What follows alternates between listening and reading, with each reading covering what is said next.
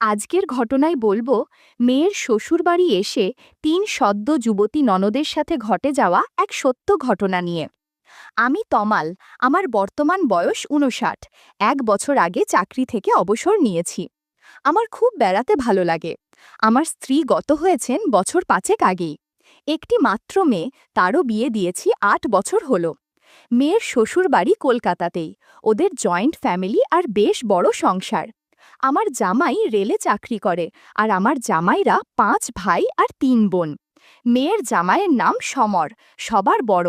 ওর পর ৩ ভাই, তারপর ৩ বোন, আর শেষে আরও ২ ভাই। একা সমরই শুধু চাকরি করে, বাকি ২ ভাই আর ওদের বাবা মিলে ওদের পারিবারিক ব্যবসা দেখাশোনা করে। এ ঘটনা ২০০০ সালের জানুয়ারির প্রথম সপ্তাহে। অমরের বিয়ে ঠিক হয়। আমি ও আমার স্ত্রী আগের দিন বিকেলেই আমার মেয়ের শ্বশুর বাড়ি পৌঁছে গেছি। আমার মেয়ের শ্বশুর মশাই দীপেন বাবুর বিশেষ অনুরোধে। বাড়ি একদম গম গম করছে অতিথি সমাগমে। আমাকে দেখে দীপেনবাবু এগিয়ে এসে বললেন, ওহ, আমি নিশ্চিন্ত হলাম আপনাকে কাছে পেয়ে। উনি আরও বললেন, আমার তো কোনো কাজ নেই, আর এখনকার ছেলেমেয়ের সাথে আমি ঠিক মিশতে পারি না। আপনার সাথে কথা বলে আড্ডা দিয়েই আমার সময় কেটে যাবে। আমি বললাম, সে না হয় হলো, কিন্তু বিয়েবাড়ির কাজ তো অনেক, সেগুলো তো দেখতে হবে। আমাদের কথার মধ্যেই সমর আমাকে দেখে এগিয়ে এসে প্রণাম করে বলল, মা আসেননি? আমি বললাম, হ্যাঁ, উনিও এসেছেন, দেখো মেয়ে মহলে আছেন বোধহয়। বলতেই সমর চলে গেল। দীপেনবাবু বললেন, আরে বাবা, এরা সবাই আমাকে কোনো কাজই করতে দিচ্ছে না, বলছে তুমি শুধু অতিথি আপ্যায়ন করো। সত্যি বলতে কি, আমার বড় ছেলে সমর একাই ১০ দিক সামলাচ্ছে, আর তেমনি আমার বৌমা আপনার মেয়ে একাই হেসেল সামলাচ্ছে। আমার অনেক জন্মের পুণ্য ফলে এরকম বৌমা পেয়েছি। এসব শুনে গর্বে আমার বুক ভরে উঠল। দীপেনবাবু বললেন, অরে, আমি তো ভুলেই গেছি, সেই তখন থেকে আপনাকে দাঁড় করিয়ে রেখেছি। চলুন চলুন, ওই ঘরে বসে গল্প করি। আমাকে নিয়ে একটা ঘরে ঢুকিয়ে বললেন, এই সোফাতে বসুন, আমি ভিতরে গিয়ে চা বলে আসি। ওনার কথা শেষ হবার আগেই দীপেনবাবুর স্ত্রী দীপা আর তোমাকে কষ্ট করে যেতে হবে না বলতে বলতে চায়ের সরঞ্জাম নিয়ে ঘরে ঢুকলেন। চায়ের ট্রে নামিয়ে রেখে হাত জোর করে নমস্কার করলেন। বললেন, আমার অনেক অভিযোগ আছে আপনার মেয়ের বিরুদ্ধে। আমার তো ভয় ধরে গেল, মেয়ে আবার কি করল। দীপা বলতে শুরু করলেন, কেমন শিক্ষে দিয়েছেন মেয়েকে, আমার কোনো কথাই শোনে না। এমন অবাধ্য মেয়ে আমি আগে কখন দেখিনি। আমি বললাম, আপনি আমাকে বলুন ও কি করেছে, তারপর আমি দেখছি। দাঁড়ান দাদা, আমি আপনার মেয়েকে ডেকে আনছি, ওর সামনেই আমি সব বলবো। আমার মেয়ে বাবলি এসে বলল, আমাকে ডাকতে যেতে হবে না। আমার দিকে তাকিয়ে বলল, বাবা, তুমি মার কথা একদম শুনবে না। উনি আমাকে রান্নাঘরে ঢুকতে দেবেন না, একাই সব কিছু করবেন। আমাকে সকালে ঘুম থেকে উঠে বিছানাতেই বসে থাকতে হবে, আর উনি আমাকে চা করে দিয়ে যাবেন। এসব আমি সইতে পারবো না। আমি আমার মেয়ের দিকে তাকিয়ে সব ব্যাপারটা বুঝতে চেষ্টা করছি।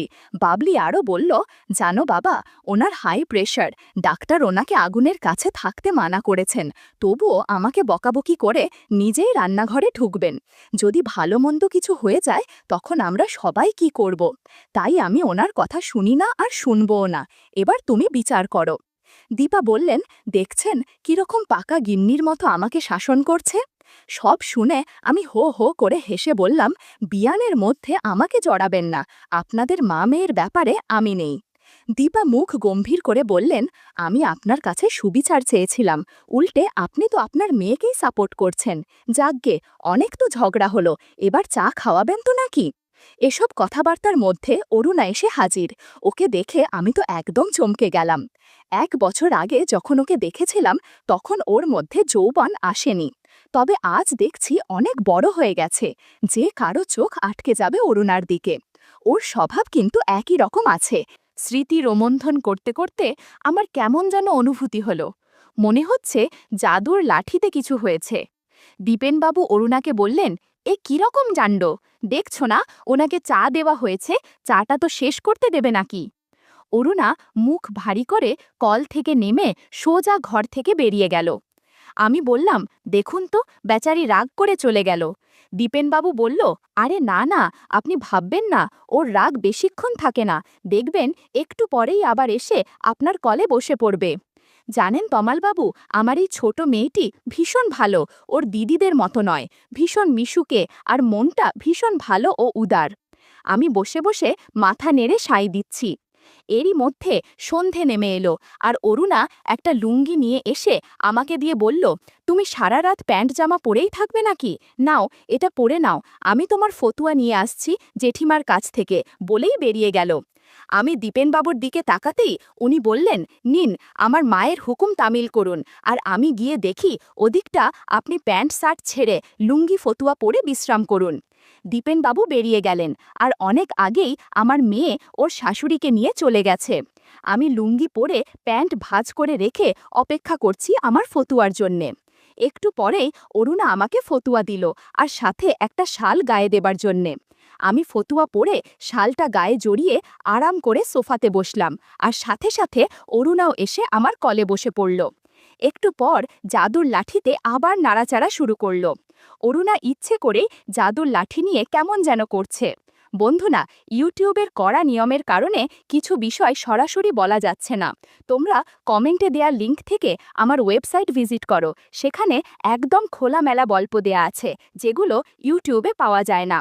কিছুক্ষণ পর মুচকি হাসি দিয়ে ঘর থেকে দ্রুত বেরিয়ে গেল, আর এদিকে আমার অবস্থা পুরো খারাপ। কেউ যেন এদিকেই আসছে মনে হল। আমি ঠিকঠাক করে বসলাম। একটু পরেই দেখি অপু আর অপর্ণা জল খাবার নিয়ে ঘরে ঢুকল। বলল, নাও জ্যাঠামণি, কখন এসেছ, শুধু চা ছাড়া তো আর কিছুই দেয়নি, এবার এটুকু খেয়ে নাও, আমি চা নিয়ে আসছি, বলে বেরিয়ে গেল। আমি হাত ধোবার জন্যে বাথরুমে গিয়ে সাবান দিয়ে ভালো করে হাত ধুয়ে এলাম, আর পাউরুটি অমলেট খেতে শুরু করলাম। পাশে একটা কাঁচের বাটিতে দুটো রসগোল্লা ছিল, সে দুটো খেয়ে জল খেলাম। ভাবতে লাগলাম, অরুণার কাছে থেকে যে এতটা পাবো ভাবিনি। ভাবছি এত কিছু হলো, কিন্তু ওর কিছুই দেখতে পেলাম না। কখন যে অপু এসে ঢুকেছে খেয়াল করিনি। এসেই বলল, কি এত ভাবছো জ্যাঠামণি, যা করার সেটা তো করেছ, এখন আর ভেবে কি হবে শুনি? খাবার আগে হাত ধুয়েছ তো, নাকি ওই হাতেই খেলে? আমি চমকে অপুর দিকে তাকাতেই অপু বলল, আমি সব দেখেছি জানালা দিয়ে, প্রায় প্রথম থেকেই। আচ্ছা জ্যাঠামণি, তুমি কি ভেতরে দিয়েছিলে নাকি? আমি কিছুটা ভয় পেয়েছিলাম, কিন্তু এখন অপুর কথা শুনে একটু যেন ভরসা পেলাম। বললাম, না রে, ওমন করলে সমস্যা হবে। অপু বলল, তবে অরুণা চলে গেল কেন? বললাম, না রে অপু, জানি না কেন পালিয়ে গেল, তবে আমি ওকে কিছুই বলিনি। অপু ওহ বলে একদম আমার পাশে বসল। বলল, আমাকে তোমার জাদুর লাঠি একটু দেখাবে? জিজ্ঞেস করলাম, ওটা আবার কি? অপু বলল, আরে বাবা, অরুণা যেটা নিয়ে কি যেন করল। আমি বললাম, খুব দুষ্টু হয়েছিস, এই দেখ, বলে জাদুর লাঠি দেখালাম। ও অবাক দৃষ্টিতে পাকিয়ে আছে, না জানি কি দেখে ফেলেছে। ঘণ্টা খানেক সময় কাটিয়ে সব কিছু ঠিকঠাক করে বেরিয়ে গেল। অপু চলে যাওয়ার একটু বাদে সুপর্ণা এসে আমাকে বলল, তুমি এখানে একা বসে কি করছো, চলো, বলে ডাকতে শুরু করলো। আমি বলতে থাকলাম, একটু দাঁড়া, আমার লুঙ্গিটা ঠিক করে পরে নেই, না হলে সমস্যা হবে। কে শোনে কার কথা? আমাকে টেনে পাশের একটা ঘরে নিয়ে বলল, আমাকে ওপর থেকে ঠাকুরের বাসনগুলো নামিয়ে দাও, বাবাকে বলেছিলাম, কিন্তু ওনা যে তো খুঁজেই পাচ্ছি না, এখন তুমি ভরসা, বলে আমার হাত ছেড়ে দিয়ে বাংকারের ওপরে এক গাদা বাসন দেখিয়ে দিল। হাতটা ছেড়ে দিতে আগে আমার লুঙ্গি ঠিক করে নিলাম। একটা চেয়ার এনে বলল, নাও জ্যাঠামণি, এটার ওপরে উঠে বাসনগুলো নামিয়ে দাও। কি আর করা, একটা ভয় ভয় ভাব নিয়ে চেয়ারে উঠলাম। সুপর্ণা তাগাদা দিল, কি গো, বাসনগুলো পারো? এই তো পারছি, বলে হাত উঠিয়ে দুটো বাসন দু হাতে ধরে নামিয়ে সপুর হাতে দিলাম। আর দিতে গিয়েই ওপর থেকে ওর নাইটির দিকে চোখ গেল। একটু সময় থেমে থেকে দেখছিলাম। সেটা সুপর্ণা বুঝতে পেরে বলল, কি দেখছো জ্যাঠামণি? আরে কি আর দেখব বলে ওর হাতে দুটো বাসন ধরিয়ে দিলাম।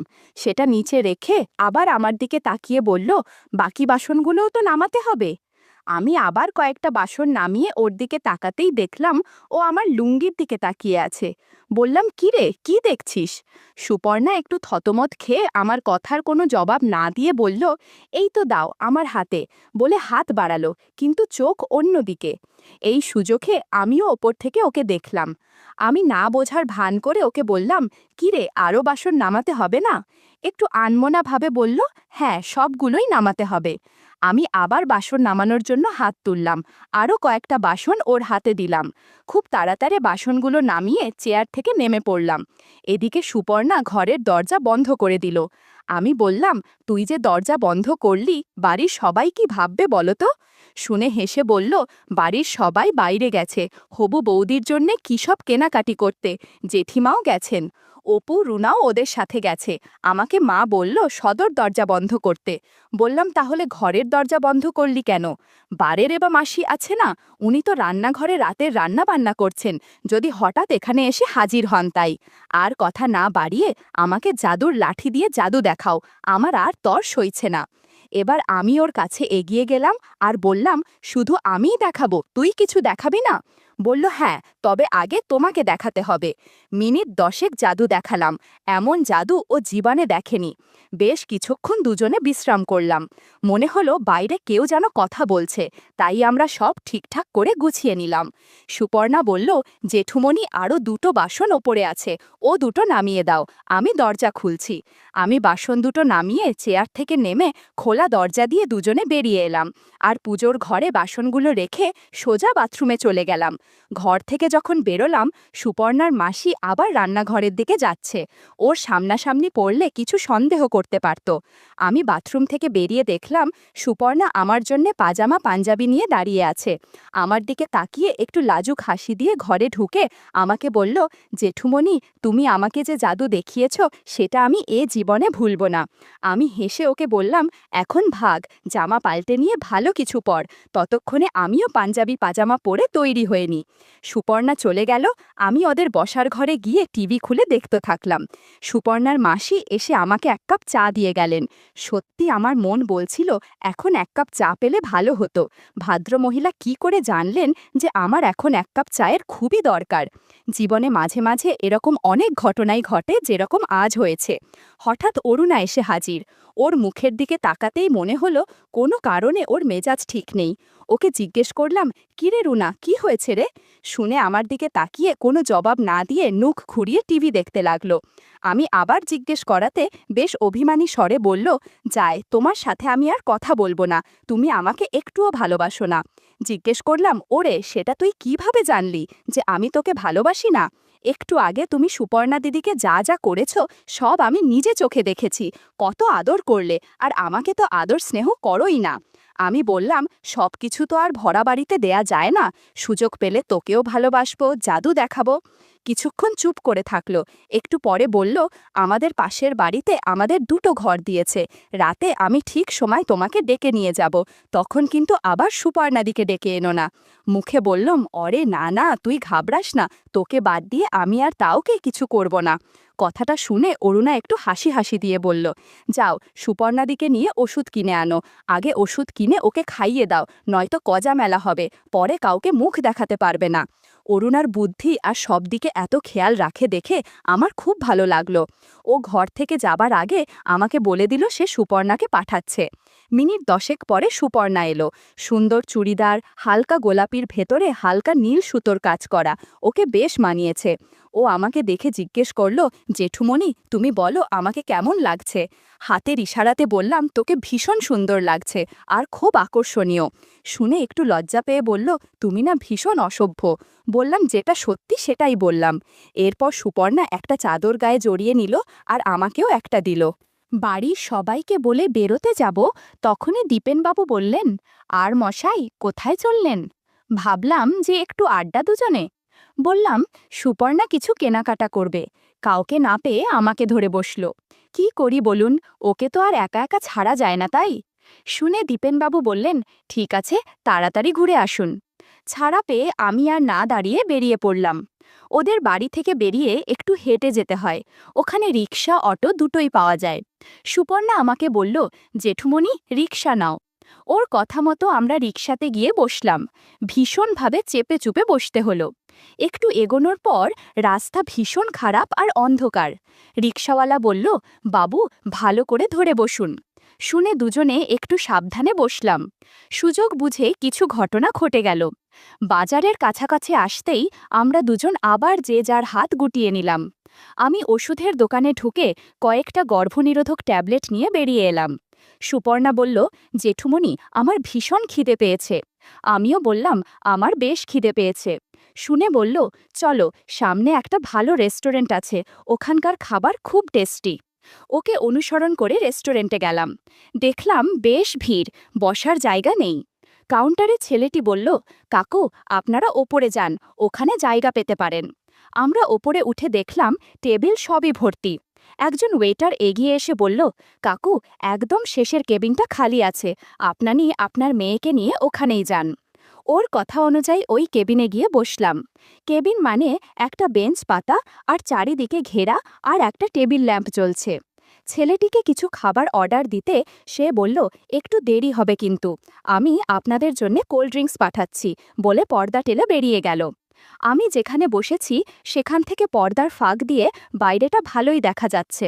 হঠাৎ সুপর্ণা জাদুর লাঠি নিয়ে নাড়তে লাগলো আর আমার হাতে জাম্বুরা ধরিয়ে দিল। বললাম, আবারও জাদু দেখবি নাকি? বলল, হ্যাঁ, খাবার আসতে দেরি হবে, ততক্ষণ জাদু দেখাও।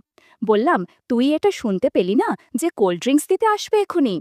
আমার চোখ পর্দার ফাঁকে ছিল। দেখলাম ছেলেটি আসছে কোল্ড ড্রিঙ্কস নিয়ে। সুপর্ণাকে সাবধান করলাম। ও ওর মোবাইল নিয়ে ঘাঁটতে লাগলো। ছেলেটি আমাদের গ্লাসে কোল্ড ড্রিঙ্কস ঢেলেবার পর আমি বললাম, ভাই, একটু তাড়াতাড়ি করবেন। ও ঘাড় নেড়ে বেরিয়ে গেল। সুপর্ণা ঢক ঢক করে ওর গ্লাস খালি করে দিল আর বলল, এবার আমি ললিপপ খাবো। যেমন কথা তেমন কাজ। কিছুক্ষণ বাদে ছেলেটি আমাদের খাবার নিয়ে ঢুকে বলল, সরি কাকু, একটু দেরি হয়ে গেল, আপনারা খান, আমি কফি নিয়ে আসছি। ছেলেটা বেরিয়ে যেতে সুপর্ণা বলল, কোনো সরি বলার দরকার নেই ভাই, তুমি দেরি না করলে আমার ললিপপ খাওয়া হতো না। আমি ওর দিকে তাকিয়ে বললাম, তুই কিন্তু বেশ ফাজিল হয়েছিস, এবার তাড়াতাড়ি খাওয়া সেরে ফেল। আমরা খাওয়া সেরে রিকশাতে বসলাম আর আধ ঘন্টার মধ্যে বাড়ি পৌঁছে গেলাম। মেয়ের শ্বশুরবাড়ি এসে 3 সদ্য যুবতীদের সাথে এত কিছু ঘটে যাবে তা ভাবতেই অবাক লাগে।